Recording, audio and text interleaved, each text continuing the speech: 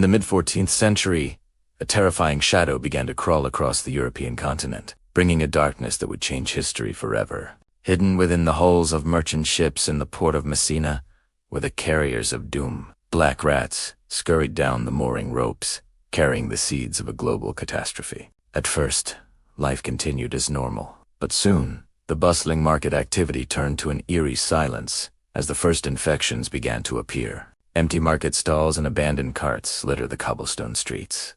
The vibrant life of the city has been replaced by a chilling stillness, like a dark ink stain spreading across a parchment map. The pestilence surged northwest from Italy, devouring France, Spain, and reaching toward England. In the cramped, unsanitary streets of urban centers, fear became the only neighbor. People barricaded themselves inside, watching the world through cracked windows. Large red crosses are painted onto heavy wooden doors, marking the homes of the doomed. The air is thick with the smell of decay. Through the foggy, narrow alleys, a plague doctor moves like a ghost. His primitive leather mask and long robes are a haunting silhouette. Flickering candlelight casts long, dancing shadows against the stone walls as the doctor carries his staff, searching for survivors in the gloom. In the countryside, the despair was just as profound. A weary peasant kneels in a barren field, his hands clasped in a desperate prayer. Looking up at the gray, uncaring sky,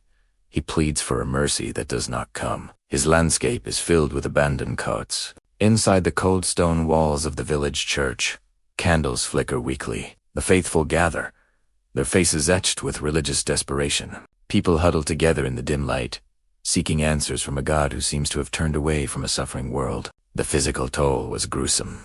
Historical records describe the sudden appearance of painful buboes and the terrifyingly rapid decline of those infected. The plague did not discriminate, claiming the young, the old, the rich, and the poor. Death became the only constant in a changing world. As the death toll mounted, the very foundations of society began to crumble. With half the population gone, the old feudal system faced collapse. Unharvested crops rot in the fields and workshops stand silent and empty. There is no one left to work the land or ply the trades. But even in the darkest hour, the human spirit began to fight back. From the ruins of villages, the first public health measures emerged. The concept of quarantine was born, signaling the start of recovery. Slowly, the world began to emerge from the long, dark nightmare. The Black Death claimed nearly half of Europe's people. It was a cataclysm that paved the way for a new world and lasting social change. We remember this era not just for its horror, but for the resilience of those who survived to build the future from the ashes.